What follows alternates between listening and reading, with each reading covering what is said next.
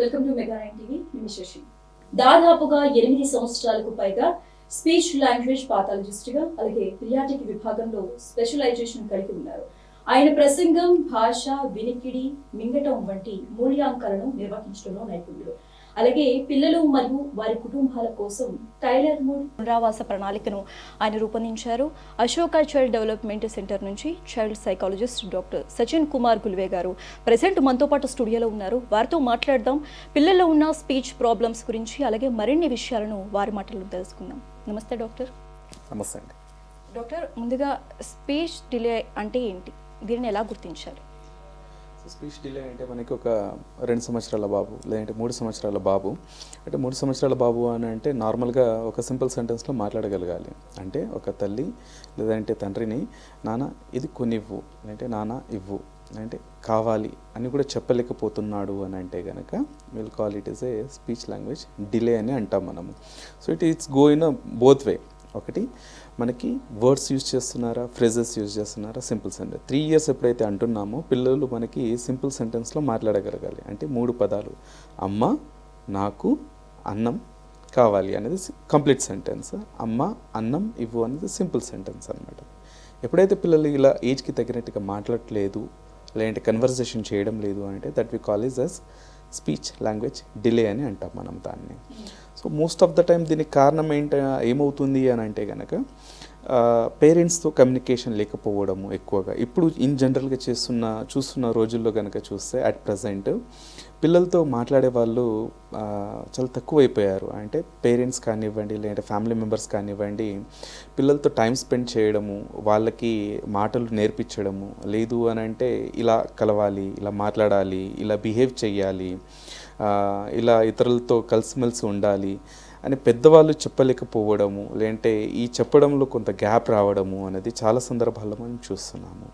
So ఇది చాలా సందర్భాల్లో మనం చూస్తున్నాం. రెండవది పుట్టుకతో వచ్చిన కొన్ని సమస్యల వల్ల అంటే న్యూరో డెవలప్మెంటల్ డిలే కానివ్వండి లేదు అంటే నడవడం, నిలబడము, పరిగెత్తడంలో డిలే రావడం కానివ్వండి లేదు అంటే అదర్ హెల్త్ కండిషన్స్ కూడా మనకి ఏదైనా ఉన్నాయి అని అంటే కనుక మనకి మాటలు అనేవి కంపల్సరీగా డిలే అవుతుంది మనకి. ఎందుకు అని అంటే స్పీచ్ అండ్ లాంగ్వేజ్ అనేది అంటే మాట్లాడడం అనేది ఏదైతే ఉంటుందో ఎప్పుడైనా సరే మనకి సెకండరీ టు డిలే. ఏదైనా ప్రైమరీ కాజ్ ఉన్నప్పుడే అంటే హెల్త్ ఇష్యూస్ ఏదైనా ఉన్నాయి లేదు అంటే మోటార్ డెవలప్మెంటల్ డిలే ఉంది లేదు అని అంటే కన్వర్జేషన్ బాబుతో జరగడం లేదు, పాపతో జరగడం లేదు అని అంటే what we see is speech and language delay. అంటే మాటలు ఏజ్కి తగినట్టుగా మాట్లాడలేకపోవడం అనేది మనము ఇన్ జనరల్ సాధారణంగా పిల్లల్లో మనం చూస్తామన్నమాట. మనం ఇది మెయిన్ కాజ్ వచ్చేసి మనకి ప్రైమరీ కాజ్ ఏదైనా ఉంటేనే సెకండరీగా మనకి లాంగ్వేజ్ డిలే అనేది అవ్వడం అనేది జరుగుతుంది మనకి. ఇది చాలా క్వైట్ కామన్. కాకపోతే పేరెంట్స్ ఏం చేస్తారు అని అంటే మాటలే కదా డిలే అవుతుంది, ఇంకేం లేదు, అంత బాగానే ఉంది కదా అని అంటుంటారు. బట్ నో, ఇట్ ఈస్ ఏదన్నా ప్రైమరీ కాజ్ అనేది డెఫినెట్గా ఉంటుంది.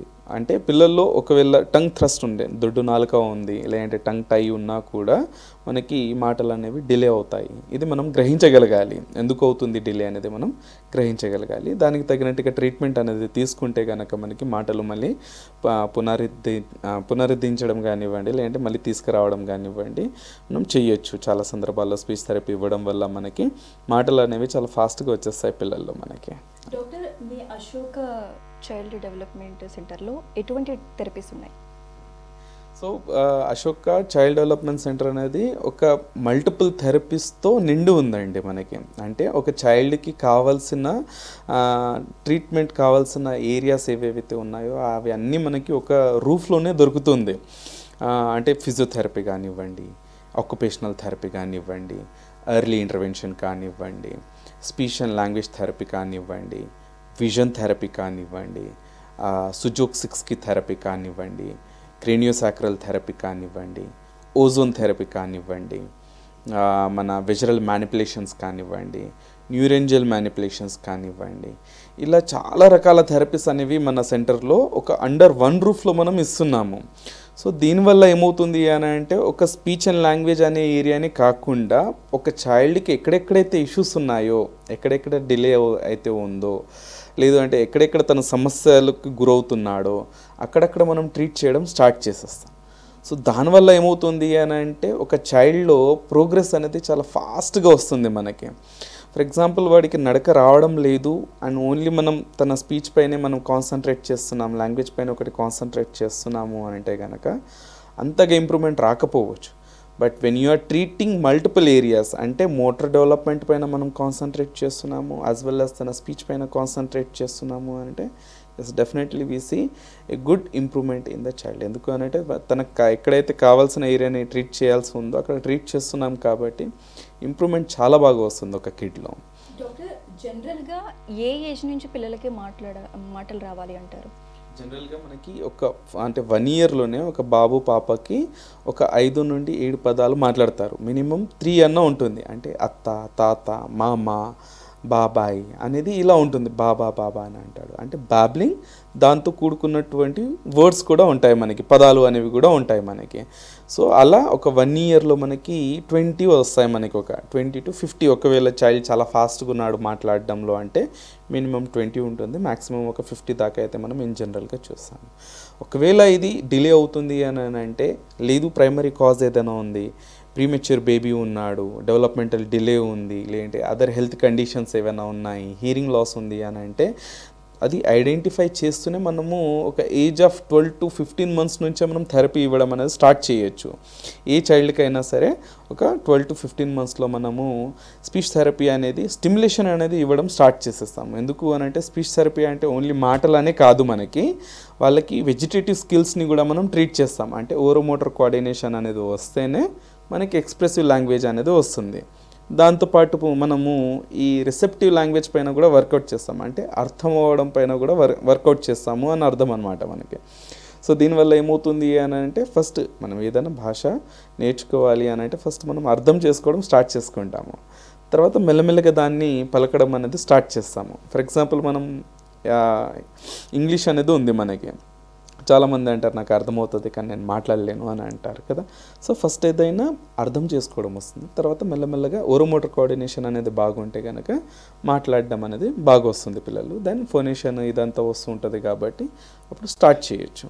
So the right age is 12 to 15 months అనమాట. ఏ కిడ్కైనా మనం ఆ ఏజ్లో మనము స్పీచ్ థెరపీ అనేది స్టార్ట్ చేయొచ్చు. అలా సో అసలు స్పీచ్ థెరపీని ఎలా గుర్తించాలి, అంటే పిల్లలకి స్పీచ్ థెరపీ అవసరమని ఎలా తెలుసుకోవాలి అంటారు? అదే ఒక 1.5 year కిడ్ మీకు ఒకవేళ బాబ్లింగ్ చేయడం లేదు, ఆన్ డిమాండ్గా మీకు పలకడం లేదు, అమ్మ నాన్న అని కూడా చెప్తే మిమ్మల్ని ఇగ్నోర్ చేస్తున్నాడు, లేదంటే పలకలేకపోతున్నాడు అని అంటే definitely we can go head with the speech and language therapy అండి.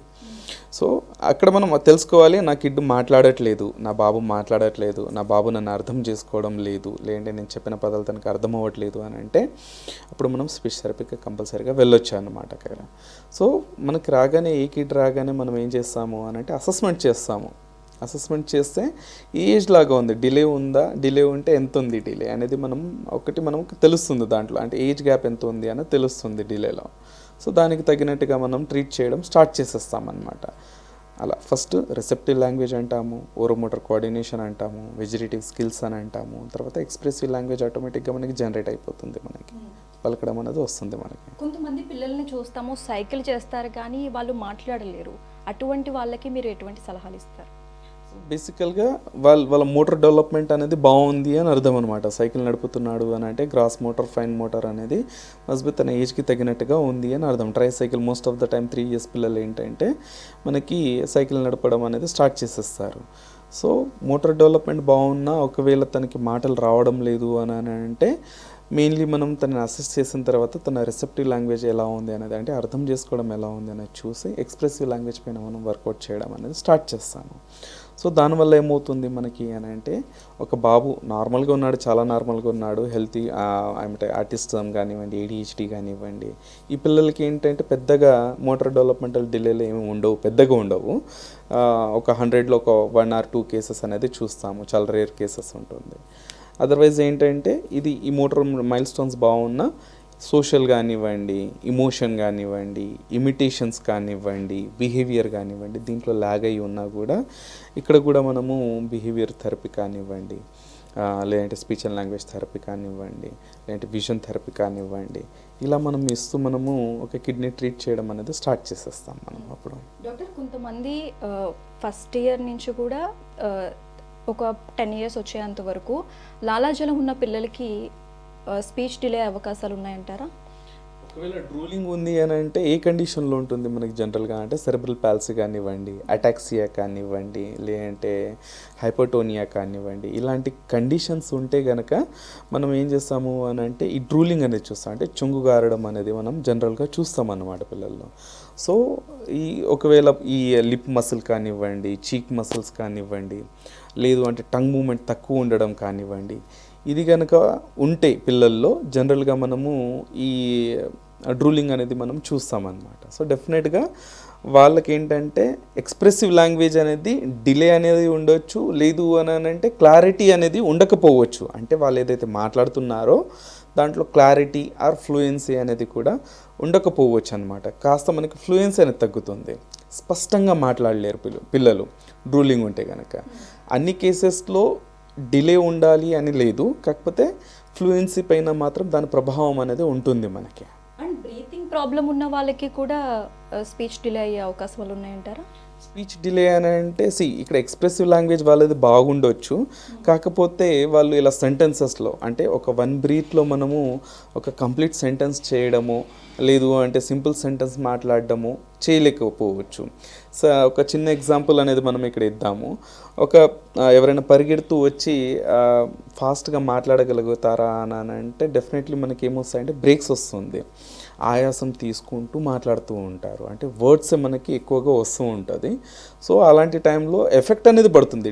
బ్రీత్ డిఫికల్టీస్ ఉన్నాయి అని అంటే డెఫినెట్గా అది ఎక్స్ప్రెసివ్ లాంగ్వేజ్ పైన మాత్రం చాలా వరకు ప్రభావం అనేది చూపిస్తుంది మనకి. కాకపోతే వాళ్ళు మాట్లాడవచ్చు, they can express their own thoughts, emotions ఏవైతే ఉన్నాయో. స్పీచ్ ప్రాబ్లం అసలు రాకుండా ఉండాలంటే పేరెంట్స్ ఎటువంటి జాగ్రత్తలు తీసుకోవాలి?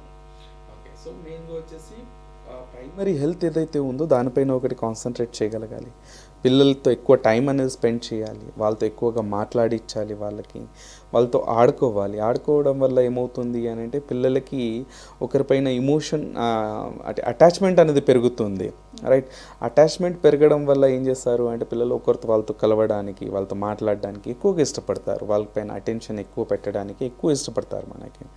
సో ఎక్కువగా మనం ఆడుతూ పాడుతూ బయటికి తీసుకెళ్తూ ఇన్ఫర్మేషన్స్ ఇస్తూ వాళ్ళకినో గారాబం చేస్తూ తగినంతగా ఇవన్నీ చేస్తూ ఉంటే ఏమవుతుంది అని అంటే పిల్లలు కాపీ చేయడము, దాన్ని పలకడానికి ట్రై చేయడము అనేది చేస్తారు, నేర్చుకుంటూ ఉంటారు. మెయిన్గా ఏంటంటే ఒకరిని చూసి నేర్చుకుంటూ ఉంటాం కదా, అంటే కల్చర్ తగినట్టుగా మనం ఏం చేస్తామంటే అడాప్ట్ చేస్తూ ఉంటాము కదా. అలా దానివల్ల ఏమవుతుంది అని అంటే వాళ్ళ ఎక్స్ప్రెసివ్ లాంగ్వేజ్ అనేది పెరుగుతుంది, కాగ్నిటివ్ స్కిల్స్ అనేవి అంటే తెలివితేటలు అనేవి కూడా పెరుగుతుంది, సోషల్ ఇంటరాక్షన్ అనేది పెరుగుతుంది పిల్లల్లో. ఎందుకంటే ఓకే, ఈ సమయంలో నేను ఇలా బిహేవ్ చేయాలి, ఇలా మాట్లాడాలి, ఇలా కూర్చోవాలి, నేను అలర్ట్ చేయకూడదు, ఇలా చిన్నవి ఏవైతే ఉన్నాయో చాలా వరకు వాళ్ళకి చూసి నేర్చుకుంటారు పిల్లలకి ప్రత్యేకంగా కూర్చోబెట్టి ఇలానే ఉండాలి, ఇలానే చేయాలి అనేది కాకుండా పిల్లలు ఎలా అంటే పెద్దవాళ్ళని చూసి విని ఫ్రీ బర్డ్స్ అండి. ఓకే, సో వాళ్ళు చూసి విని ఎక్కువగా నేర్చుకుంటారు. Most of the time it will happen like that only. Example ఒకటి చిన్నది ఇద్దాం మనము. తెలంగాణ తల్లిదండ్రులు ఉన్నారు, వాళ్ళు వెళ్ళి యూఎస్ఏలో సెటిల్ అయ్యారు, అక్కడ బేబీని కన్నారు అని అనుకుందాము. సో హౌ విల్ స్పీక్ అని అంటే అక్కడే యాక్సెంట్ అనేది వస్తుంది, అక్కడి కల్చర్ అనేది ఫాలో అవుతాడు వాడు ఎక్కువగా. ఎందుకు అని అంటే తనకి ఏదైతే కనిపిస్తుందో, ఏదైతే వినిపిస్తుందో దానికి తగినట్టుగానే ఒక చైల్డ్ అనేది అడాప్ట్ చేసుకుంటాం.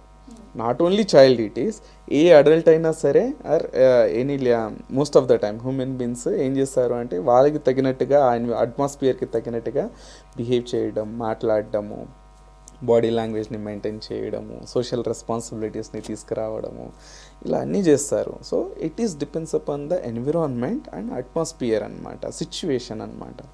దానికి తగినట్టుగా చూసినట్టుగా విన్నట్టుగా నేర్చుకుంటారు, దాన్ని కాపీ చేస్తారు, దాన్ని అడాప్ట్ చేస్తారు. కాబట్టి అదే ఎగ్జిక్యూషన్లో వస్తుంది అనమాట మనకి. డాక్టర్, ఈ స్పీచ్ డిలే అనేది కూడా వారసత్వంగా కూడా వచ్చే అవకాశాలు ఉన్నాయంటారా? వస్తుందండి, డెఫినెట్గా వస్తుంది. హెరిడిటరీ అనేది మనం చాలా సందర్భాల్లో చూస్తాము. ఒకవేళ పేరెంట్కి ఒకవేళ హీరింగ్ లాస్ ఉంది అని అంటే డెఫినెట్గా ఆ ప్రభావం మీ పిల్లలపైన ఉండొచ్చు. లేదు అని అంటే న్యూరలాజికల్ డిజార్డర్స్ ఏమైనా ఉన్నా కూడా మనకి అది కూడా పిల్లలపైన ప్రభావం అనేది చూపిస్తుంది. సో దానివల్ల అంటే హెరిడిటరీ వల్ల కూడా మనకి speech and language developmental delay అనేది రావచ్చు. కాకపోతే ఇప్పుడు ఉన్న టెక్నాలజీతో మనం దాన్ని పసిగట్టొచ్చు కూడా. ఓకే, అంటే ఎలాంటి అబ్నార్మాలిటీస్ ఏమైనా ఉందా, డౌన్ సిండ్రోమ్ ఏమైనా ఉందా, లేదా సిండ్రోమిక్ కేస్ ఏమైనా ఉందా అనేది ఈవెన్ తల్లి గర్భంలో ఉన్నప్పుడే మనం ఇవన్నీ తెలుసుకోవచ్చు. నేటి స్కాన్స్ కనుక, నేటి టెక్నాలజీ కనుక మనము కరెక్ట్గా ఉపయోగిస్తే డెఫినెట్లీ వీ క్యాన్. డాక్టర్, కొంతమంది పిల్లలు ఫుడ్ తినిపించినా కూడా నమలలేరు, అటువంటి వాళ్ళకి స్పీచ్ డిలే అయ్యే అవకాశాలు ఉన్నాయంటారా? డెఫినెట్గా అవుతుందండి. నమలడం లేదు అంటే జా ఫిక్సేషన్ ఉన్నట్టు అర్థం అనమాట. తినిపించినప్పుడు బుగ్గలోనే ఫుడ్ పెట్టుకుంటారు, ఎక్కువ మింగలేరు వాళ్ళు. అవును.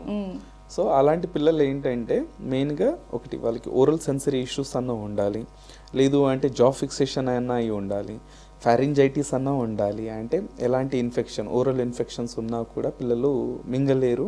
లేదు అని అంటే ఇంకా కొన్ని ఎపిగ్లోటిస్ కానివ్వండి, ఇలా మనం అంటే డీప్గా వెళ్తూ ఉంటే ఎక్కడన్నా మనకి ప్రాబ్లం ఉంటే కనుక వాళ్ళకి మింగడంలో చాలా డిఫికల్టీ అనేది ఉంటుంది. లేదంటే అట్రోఫీ, డిస్ట్రోఫీ కేసెస్లో కూడా మనం చూస్తాము.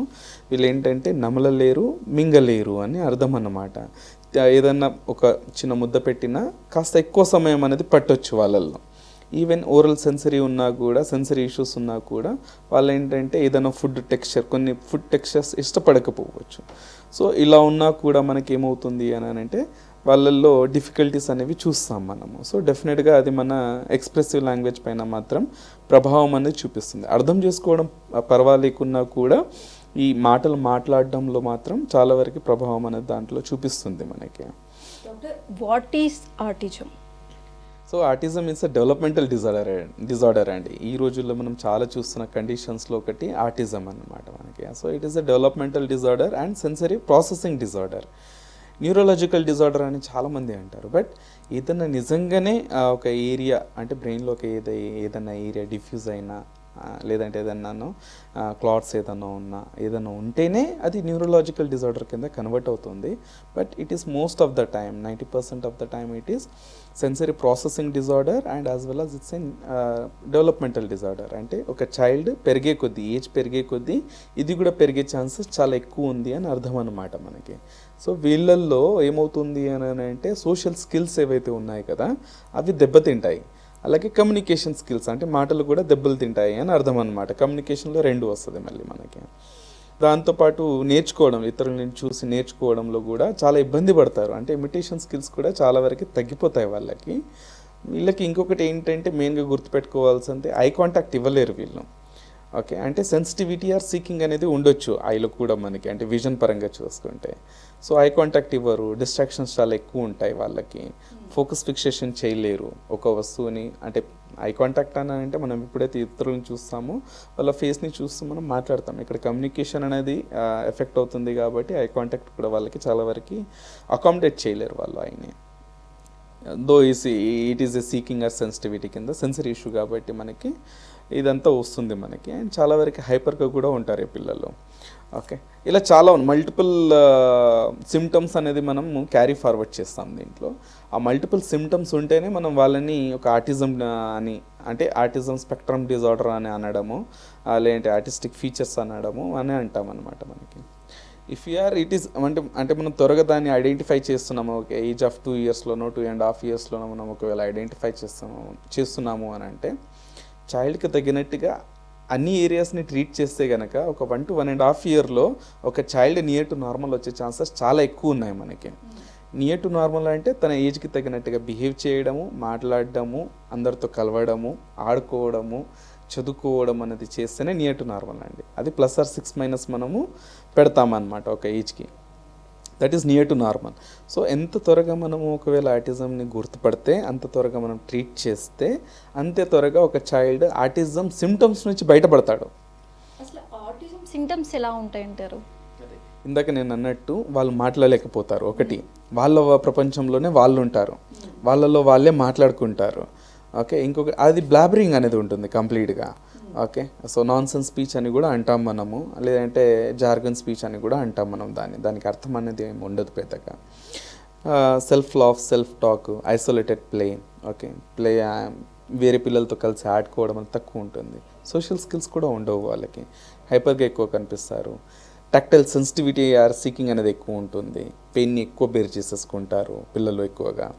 సో దీనివల్ల ఏమవుతుంది అని అంటే ఒక వ్యవస్థలో నడవకుండా వాళ్ళ ప్రపంచాన్ని వాళ్ళు సృష్టించుకోవడం అనేది ఎక్కువ జరుగుతుంది మనకి. ఇవన్నీ సిమ్టమ్స్ అన్నమాట ఒక చైల్డ్కి. ఆటిజంని ఏ ఏజ్లో గుర్తించవచ్చు అంటారు డాక్టర్? వెరీ ప్యూర్గా అంటే 2 to 2.5 yearsలో బాగా గుర్తించవచ్చండి మనము ఆటిజంని అయితే. లేదు ఒకవేళ మీరు చాలా కాన్సన్ట్రేట్ చేస్తున్నారు మీ బాబు పైన అంటే కనుక ఒక 18 monthsలో కూడా మీరు గుర్తుపట్టవచ్చు. రెడ్ ఫ్లాగ్స్ అనేవి ఎప్పుడు మనకు కనిపిస్తుంది. ఐ కాంటాక్ట్ ఇవ్వరు, సెల్ఫ్ వరల్డ్ అనేది ఉంటుంది, సెల్ఫ్ టాక్ అనేది ఉంటుంది, ఐసోలేటెడ్ ప్లే అనేది ఉంటుంది, హైపర్గా ఉంటారు, ఓకే, అండ్ మాటలు అనేది రావు అనమాట. ఒకరిని చూసి నేర్చుకోలేరు, ఎందుకంటే సెల్ఫ్ వరల్డ్లో ఉంటారు కాబట్టి ఒకరిపైన అటెన్షన్ అనేది ఉండదు కాబట్టి పెద్దగా నేర్చుకోలేరు. సో డెవలప్మెంటల్ డిలే అనేది కనిపిస్తూ ఉంటుంది మనకి.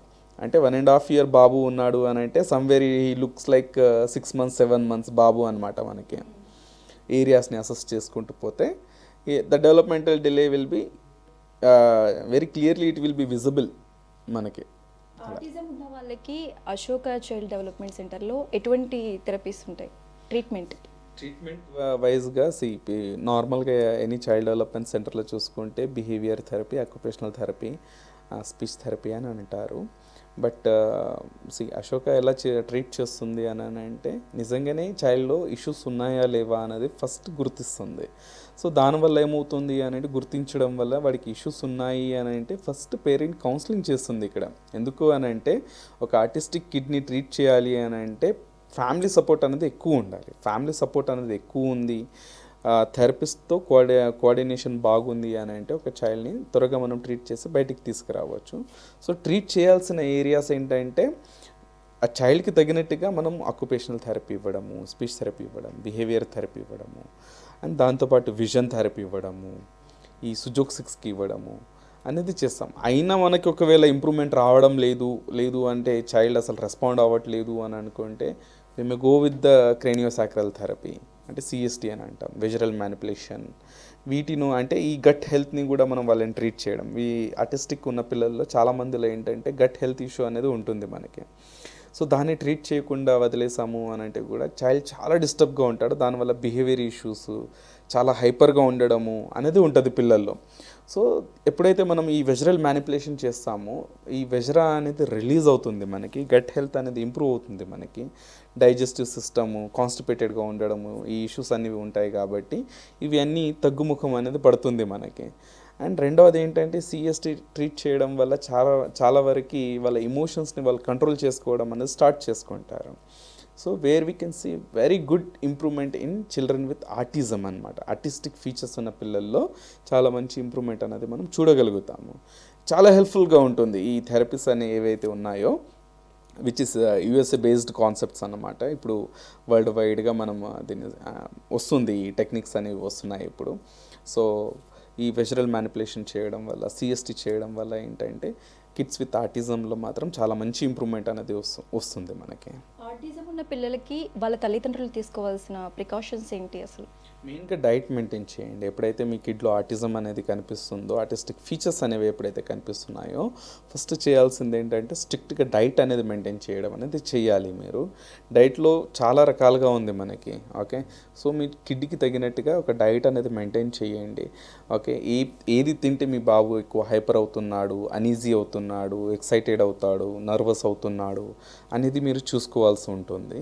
సో అలాంటి ఏదైతే పదార్థాలు ఏవైతే ఉన్నాయో అవి తనకి ఇవ్వకపోవడము అనేది చేస్తే, ఇంకొకటి తనకి ఫైబర్ అనేది ఎక్కువగా వెళ్ళేటట్టుగా చూసుకోండి.